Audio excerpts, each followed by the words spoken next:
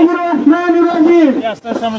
সম্মানিত বিক্ষুব্ধ জনতা, আপনারা জানেন পুরো বাংলাদেশ ব্যাপী যখন সন্ত্রাসীদেরকে নিষিদ্ধের ঘোষণা এসেছে, ঠিক সেই মুহূর্তে সীতাকুণ্ডের জঙ্গল কলিমপুরে আমাদের নেতৃবৃন্দের গায়ের উপর হত্যার চক্রান্ত করেছে। আমরা প্রশাসনকে জানিয়ে দিতে চাই, তোমাদের এসব আলটি পাল্টি চরিত্র বন্ধ করো। তোমাদের সমস্ত কিছু আমাদের হাতে আছে। তোমরা সন্ত্রাসীদেরকে বাঁচার জন্য যে এজেন্ডা হাতে দিয়েছ, তোমাদের ইসলামিক কখনো তোমাদেরকে সফল হতে দিবে না। আবু সাইদ মুক্ত, শেষ হয়নি যুদ্ধ। 16 বছরের দুঃশাসন থেকে দেশ মুক্ত হয়েছে 24-এর 5ই আগস্ট। 5ই আগস্টের পর আমরা যেরকম বাংলাদেশ চেয়েছিলাম তা পেলাম না, ভুল গন্তব্যে বাংলাদেশ ছুটছে। প্রথমে দেখলাম দ্বন্দ্ব শুরু হলো নিজেদের মধ্যে, জামাত আর বিএনপির মধ্যে, ঠিক না? এই দ্বন্দ্বটা হলো কেন? এরা তো ভাই ভাই ছিল। তার মানে দ্বন্দ্বটা সৃষ্টি করা হয়েছে, দ্বন্দ্বটা। এরপর বন্ধুত্ব ছিল জামাত আর এনসিপির মধ্যে, এখন দেখি এনসিপি নামছে আবার জামাতের বিরুদ্ধে। তো 53 বছর বাংলাদেশে যারা রাজনীতি করলো তারা রাজনীতি করবে না, কোথা থেকে? এনসিপি, ন্যাশনাল চিলড্রেন পার্টি না ন্যাশনাল সিটিজেন পার্টি?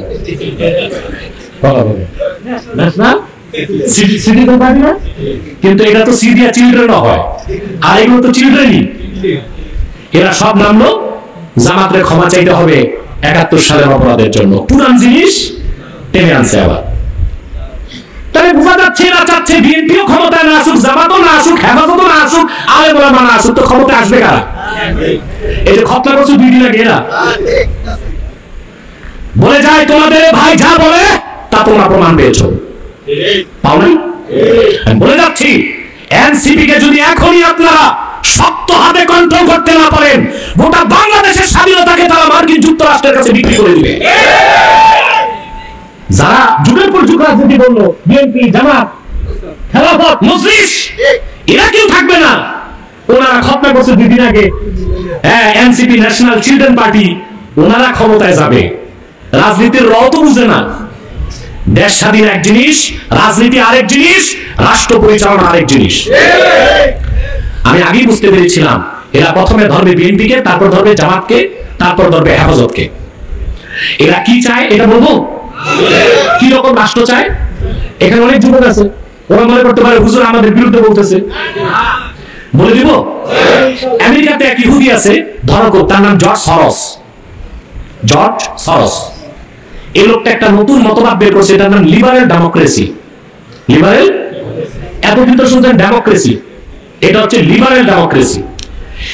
এই নতুন গণতন্ত্রের এই ভাষণটাকে বাংলাদেশে প্রতিষ্ঠিত করার দায়িত্ব দিয়েছে এনসিপি কে। কাকে?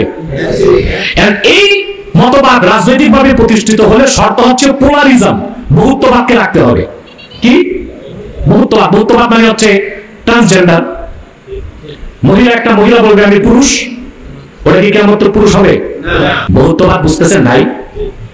অর্থাৎ যার যে মতবাদ সেটা কি রাষ্ট্র কি করবে?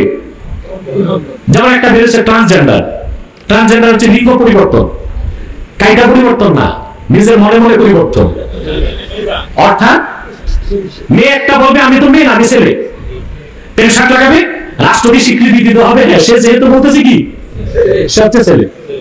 ছেলে একটা বলবে না আমি তো ছেলে না, আমি মেয়ে, হাতে চুরি লাগাবে, মহিলাদের মধ্যে একা একা হাঁটবে, রাষ্ট্রকে বলতে হবে সে কি। এটা হচ্ছে বহুত্ববাদের একটা অংশ। তারপরে freedom of speech, freedom of expression, মনের বাক স্বাধীনতা, মুক্ত চিন্তার নামে যখন তখন ইসলামের বিরোধিতা করবে আমরা প্রতিবাদ করতে পারবো না, কারণ বলা হবে এটা বহুত্ববাদ, বহুত্ববাদের একটা অংশ। এটা যদি হয় বাংলাদেশে, ভাই বাংলাদেশকে আর মুসলিম রাষ্ট্রের পরিচয় থাকবে? এই এনসিপি জর্জ সরসের পয়সা খাইয়া দেশকে ওই দিকে নিয়ে যাচ্ছে। আমি উদাত্ত আহ্বান করছি, যারা ইসলামকে বিশ্বাস করেন, হোক বিএনপি, হোক জামাত, হোক খেলাফত, হোক মজলিস, আগে বাংলাদেশকে বাঁচান।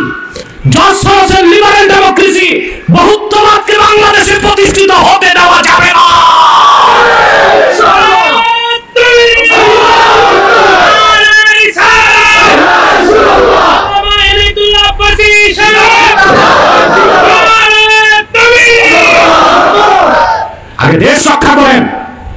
রাজনীতির বহু সুযোগ পাইবেন।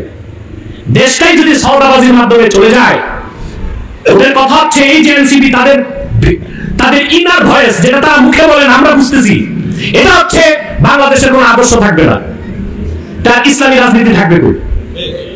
আমরা যারা মুসলমান, আমাদের আদর্শ হচ্ছে ইসলামী রাষ্ট্র ব্যবস্থায় দেশ চলবে। বিএনপির আদর্শ হচ্ছে জাতীয়তাবাদের আদর্শে দেশ চলবে। আওয়ামী লীগের আদর্শ ছিল সেকুলারিজম, ধর্মনিরপেক্ষতার আদর্শে দেশ চলবে। ওরা নতুন মতবাদ আনছে যে না, রাষ্ট্রের কোনো আদর্শ থাকবে না। এর মানে ঘুরিয়ে ফিরিয়ে রাষ্ট্রকে লিবারেল ডেমোক্রেসি, এটাও তো একটা আদর্শ, ইহুদি জর্জ সরোসের আদর্শ। এক সাগর রক্তের বিনিময়ে তা হতে দেওয়া হবে না। 50 বছর এদেশের মুসলমান রক্ত দিয়েছে ইসলামের স্বার্থ রক্ষা করার জন্য।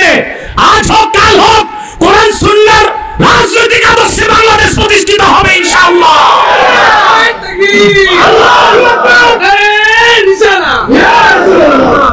মুসলমান, আপনাকে পুরো দিনকে বিশ্বাস করতে হবে। দিনের একটা অংশ যদি ছেড়ে দেন, অবিশ্বাস করেন, মুসলমান থাকবেন না। আমল না করলে